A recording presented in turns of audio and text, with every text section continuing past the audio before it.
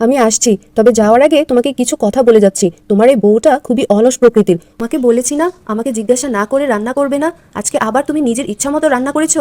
আজকে আমার বিরিয়ানি খাওয়ার কোনো ইচ্ছা নেই। হায় বিধাতা, এ কি হচ্ছে আমার সাথে? এত বড় বাড়ির এত এত কাজ করলাম, কিন্তু তাও দুপুরে একটু খাবারও খেতে পারলাম না, সবাই সব খেয়ে চলে গেল। কি রান্না করেছো এইসব? আমাকে জিজ্ঞাসা না করেই তুমি নিজের মতো রান্না করে নিলে। কি ভেবেছো তুমি? শ্বশুর শাশুড়ি নেই বলে তোমার যা ইচ্ছে তুমি তাই করবে? শুনো, আমাকে জিজ্ঞাসা না করে কখনোই তুমি রান্না করবে না। আর তাছাড়া তোমার মতো ছোটলোক বাড়ির মেয়ের কাছে এর থেকে বেশি আর কী বা আশা করা যায়? আমি তোমার জন্য অনেক ভালোবেসে রান্না করেছি, তুমি আমার সাথে এইভাবে কেন কথা বলছো? তোমারও তো একদিন বিয়ে হবে। শ্বশুরবাড়ির লোকরা যদি তোমার সাথে এভাবে কথা বলে তাহলে তোমার কেমন লাগবে? একদম আমাকে জ্ঞান দিতে আসবে না। আমার খুব বড় বাড়িতেই বিয়ে হবে, যেখানে আমার ৩-৪ জন কাজের লোক থাকবে, তারাই আমার সব কাজ করে দিবে। আর তুমি এখন থেকে আমি যা বলবো তাই করবে। যদি আমার কথার নড়চড় হয়েছে না, তাহলে কিন্তু আমি ভাইয়াকে সব বলে দিব। তোমার ভাইকে কিছু বলো না, ও জানতে পারলে আমাকে আর আস্ত রাখবে না। তুমি কি খাবে আমাকে বলে দাও, কাল আমি তোমার জন্য সেটাই রান্না করব। তুমি তো বেশ বেলা করে ঘুম থেকে উঠো, তাই তোমাকে আর জিজ্ঞেস করতে পারি না। আমি দেরি করেই ঘুম থেকে উঠব। বড়লোক বাড়ির বউরা দেরি করেই ঘুম থেকে উঠে। সে যাকগে, তোমার মতো ছোট লোকরা সাত সকালবেলায় উঠে বসে থাকে। আমি কালকে বিরিয়ানি খাবো, তুমি আমার জন্য বিরিয়ানি রান্না করবে। আর এখন যাও, আমার এক বালতি কাপড় আছে, সেগুলো ধুয়ে দাও। পরদিন সকালে চাপা ঘরের সব কাজ শেষ করে লতার জন্য খাবার নিয়ে যায়। আজ আবার তুমি আমাকে জিজ্ঞাসা না করেই রান্না করেছো? আজকে আমি তোমাকে বলেছি আমি বিরিয়ানি খাবো? কাল তো তুমি বললে তুমি বিরিয়ানি খাবে। তোমাকে বলেছি না আমাকে জিজ্ঞাসা না করে রান্না করবে না? আজকে আবার তুমি নিজের ইচ্ছা মতো রান্না করেছো। আজকে আমার বিরিয়ানি খাওয়ার কোনো ইচ্ছা নেই। তুমি যাও, আমার জন্য খিচুড়ি আর মাছ ভাজা নিয়ে এসো। লতা, আজকে তুমি বিরিয়ানিটা খেয়ে নাও, কালকে আমি তোমাকে জিজ্ঞেস করেই রান্না করব। আজকে আমি ভীষণ ক্লান্ত। তুমি এক্ষুনি আমাকে রান্না করে দিবে, না হলে ভাইয়া আসলে আমি তোমার নামে নালিশ করব। চাপা দিনের পর দিন লতার এই অত্যাচার সহ্য করতে থাকে। লতার জন্য বেশ ভালো একটা বিয়ের প্রস্তাব এসেছে, বুঝলে? ছেলের বাবা মা কেউ নেই, ছোট একটা বোন আছে।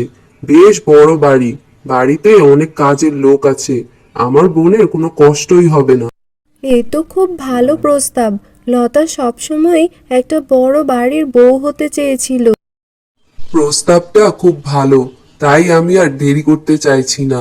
ছেলে কোনো যৌতুকও চায়নি।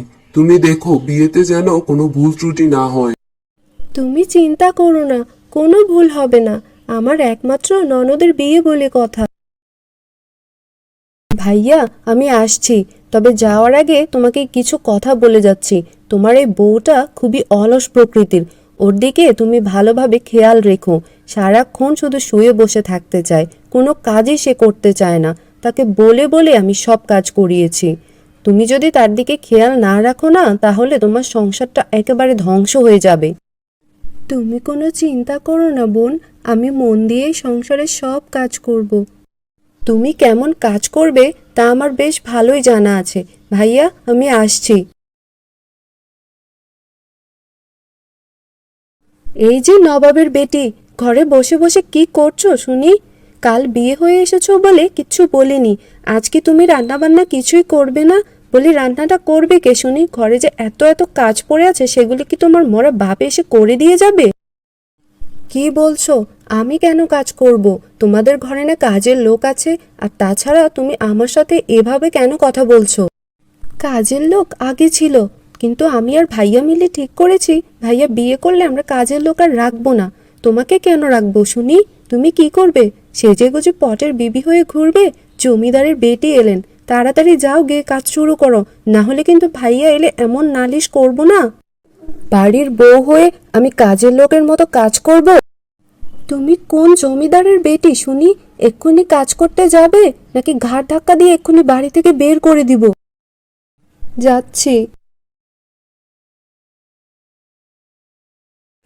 হায় বিধাতা, এ কি হচ্ছে আমার সাথে?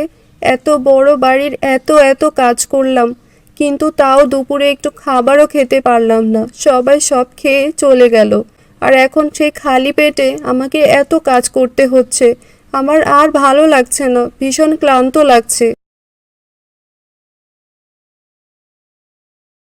তোমাদের বাড়ির এত কাজ করতে করতে আমি ক্লান্ত হয়ে গিয়েছি, আর পারছি না। সারাদিন একটু খাবারও খেতে পারিনি। তার উপর তোমার বোন কিছুক্ষণ পরপরই আমাকে শুধু এটা সেটা কাজ করতে বলছে। তোমরা কি আমাকে কাজের লোক ভেবে এনেছো? কাজ করলে কি হয়েছে? তুমি কি জমিদার বাড়ির মেয়ে নাকি? আর তাছাড়া তোমার ভাইয়ের থেকে আমি কোনো যৌতুকও নিইনি। তুমি আমার বোনের সম্পর্কে আর কখনোই আমার কাছে কিছু বলবে না। কাজ না করতে পারলে এই বাড়ি থেকে চলে যাও। এখন আমি বুঝতে পারছি কেন আমার সাথে এইসব হচ্ছে।